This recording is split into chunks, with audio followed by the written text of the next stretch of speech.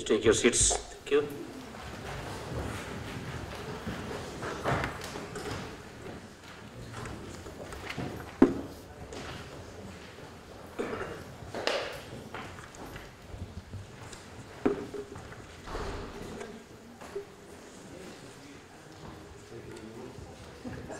Number 17, yeah, addresses.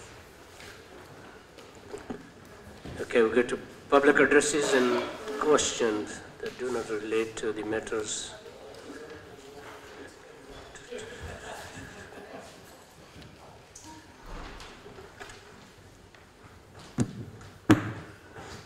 Which first one? The first one there is Jane Alexander. So someone who knows Pat Skillian. So Jane will just make her way in. Yeah, it says Jane. Okay, right.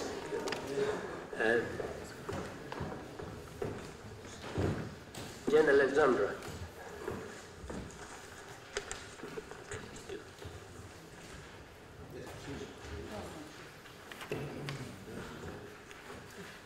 Members, Councillor Rowley is going to respond to all of these addresses at the same time, so the members of the public are going to have to wait at the side whilst that happens.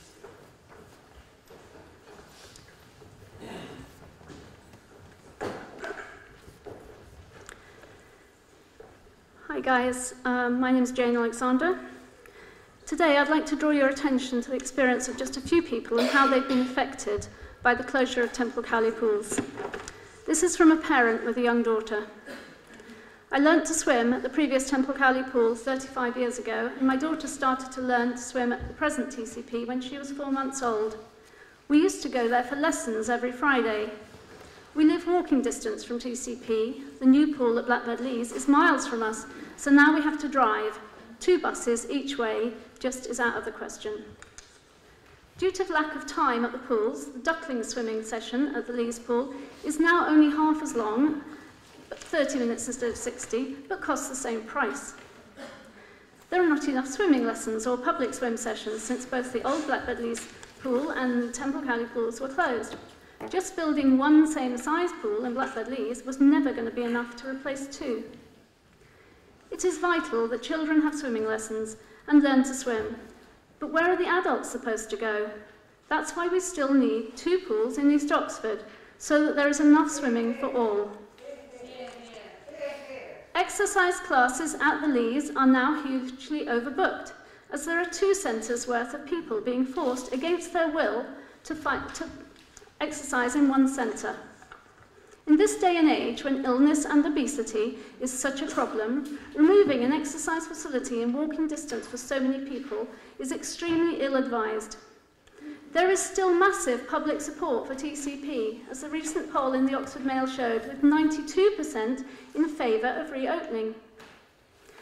This is from someone in your elderly target group.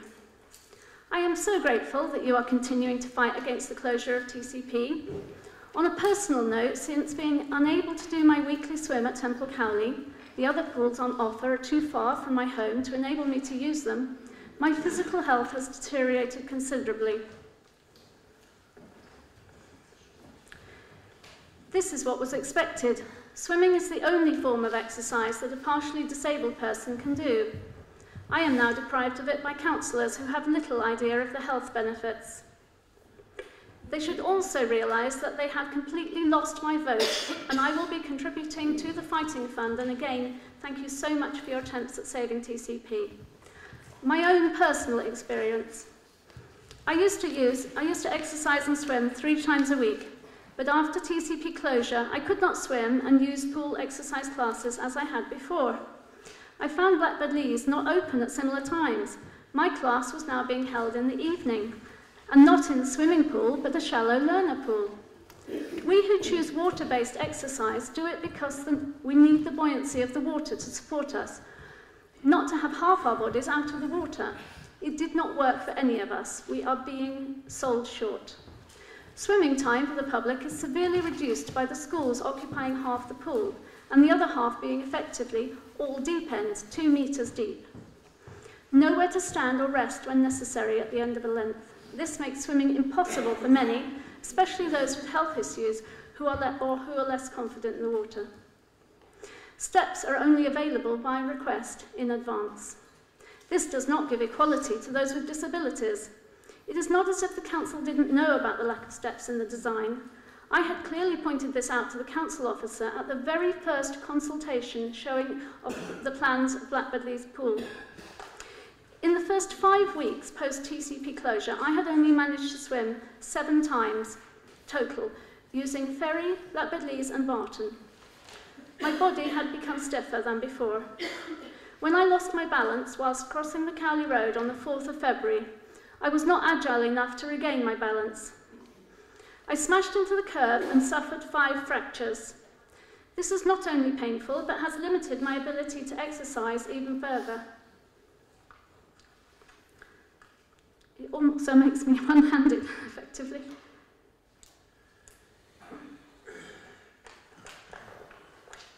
Had TCP been open, I would be back there now, as often as I could, doing exercise and trying to proactively look after myself. I realise, of course, that TCP was not there just for me, but my experience of loss of health from lack of exercise is typical of many of the emails received by the Safe TCP campaign. Many have chosen to live where they do in order to access TCP and feel let down. At the CEB meeting on the 2nd of April, there was a lot of self-praise between officers and councillors for the numbers of people using Blackbird Leys Leisure Centre and the waiting lists for classes. This surely shows the need for more, not fewer, pools and gyms. Other forward-thinking Labour councils up and down the country have seen the benefit of allowing community groups taking over the running of their pools. Oxford Mail has asked the public, and this week sees 92% of Oxford public voting they want to keep TCP. With this from our local press, isn't it time the council now help TCP CIC to take over and run the Temple Cowley Pools and Fitness Centre for the good of all? Surely now is the time to talk with the Save TCP campaign members to see how we can achieve this for Oxford.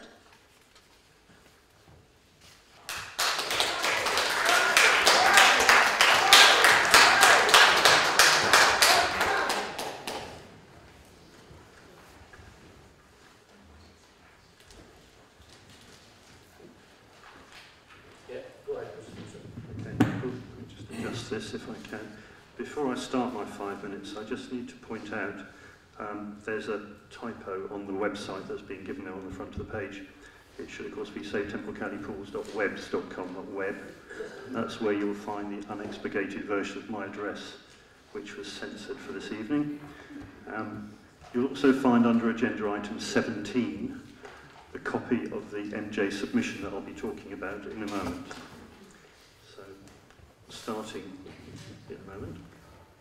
So my address this evening is about openness and responsiveness within Oxford City Council and the way you try and portray yourselves in a way that's so different from how the public views you. I've spoken about this before at Council, pointing out your self-aggrandisement. In response then, the councillor misinterpreted what I was talking about and defended the aims of individual councillors, but that wasn't my point. The self-aggrandisement I was referring to was the council's usual approach of spinning everything to show itself in the best light, not any particular individual councillor. It'll take far more than my 5 minutes this evening to cover those I could mention. You've recently approved another version of your corporate strategy. Within it, you talk proudly of the MJ Award for Highest Achieving Council of 2014, describing it as a crowning achievement of the year. The impression given in the plan, and indeed from all the publicity put out by the council, is that it's a very prestigious award, implicitly, independently judged from third-party recommendations. But how many of you actually know anything of the award process itself? Did you know that the judges are all senior executives from other local authorities? No members of the public or anyone not associated in some way with the local authority. The candidates for the awards are all self-selecting, making their own submissions. Given the way in which the council has been challenged over recent times, particularly about not listening to the public you are here to serve on so many issues. Temple Cowley Pools is the most obvious example, but there are many others. Northern Gateway, Westgate Redevelopment, Barnes Road Community Centre, Barton West. I don't believe that you would find many members of the public suggesting you should get an award for high achieving. So I was very interested in what was in the submission that presented such a compelling message that elevated the council's performance above all other local authorities. I keep being told that you operate with openness and transparency, so I naturally searched the council website. No sign of anything there. I had to look and dig a bit on the Municipal Journal website itself to get this 9-page document, apparently prepared by Peter Sloman and Bob Price. I have to say that reading it was a revelation. I hadn't realised what a wonderful job the council has done for the people you are here to serve. But no balance, no mention of any controversy, no mention of the thousands of people in the Cowley area feeling abandoned, who protested long and hard that they wanted to keep their health and fitness facilities, or how the community of users at Temple Cowley Pools is no longer. Many have written to us at the campaign expressing their sadness at the loss of their social network and how they feel that their community has been destroyed. I recall the phrase that the campaign to save Temple Cowley Pools has adopted regarding all the council's pronouncements on why Temple Cowley Pools should be closed. A combination of inaccurate, incomplete, misleading and untrue. Having said all that, you then managed to let yourselves down from the very first page, which repeats your oft-repeated but never substantiated mantra of world-class city for everyone. But you managed to misspell world for word. Such lack of attention to detail is simply embarrassing, not high-achieving. And of course the award is for best achieving, not highest achieving. This is what I call self-aggrandisement, using an award that you put yourselves forward for in your corporate plan to try and improve your reputation. And then you simply can't be bothered to check the spelling or get the award's description correct. Another really good example of self-aggrandisement was on show recently at the last City Executive Board, where the council officers and Fusion spoke about how the new swimming pool was a cause for celebration. You can read more of this in the printed version of my address, and there's a video of it on the website as well. What was ignored at the meeting, of course, was the fact that you, the council, clearly against the wishes of the people, have closed down 2 other health and fitness facilities. So it's not really surprising that you've got waiting lists, or that there are lots of people going there. And if you're on a waiting list, that is certainly not a cause for celebration.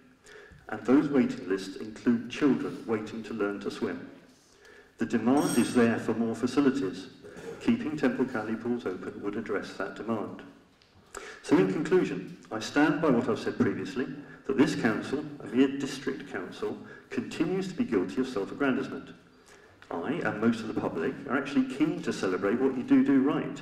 But it's what you do right in the eyes of the people you are here to serve that matters, not what you think makes you look better. Listen to what the public are telling you and act on that in their best interests, not yours.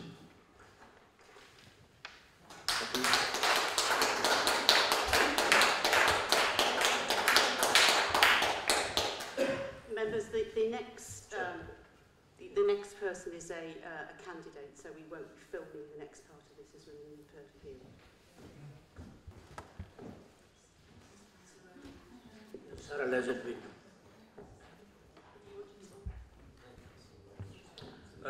Thank you, Lord Mayor.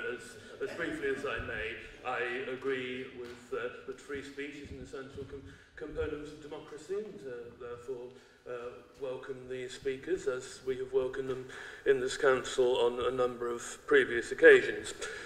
Obviously, with any change in service provision, some people will be inconvenienced, and for that we're genuinely sorry.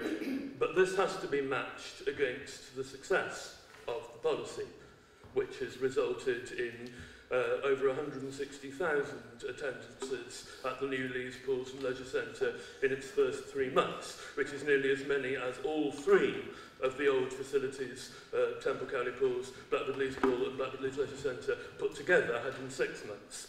So I don't apologise for having nearly doubled access to leisure in East Oxford. Nor should officers apologise who have been mentioned corporately, although thankfully not by name, for their very valuable role in helping this council win various awards that are not goals in themselves, but merely acknowledge that this council is a leading light in not far from privatisation and selling off of assets, as has been asserted, in publicly provided world-class leisure provision that is affordable for everyone. I don't think that our officers or Fusion's officers have any particular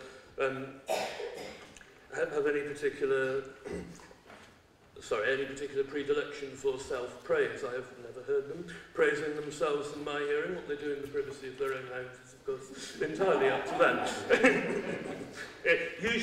More usually, it's politicians who are accused of self-praise, and perhaps we do that occasionally. But I would like to use this opportunity to praise not the members or senior officers in the chamber, but many thousands of people, our workforce, Fusion's workforce, and all those members of the public who have participated in user groups, forums, submitted their comments and suggestions, and are continuing to help make their services better. So I'm grateful to the speakers, not only for exercising their right to free speech, but also for giving me the opportunity to thank them once again.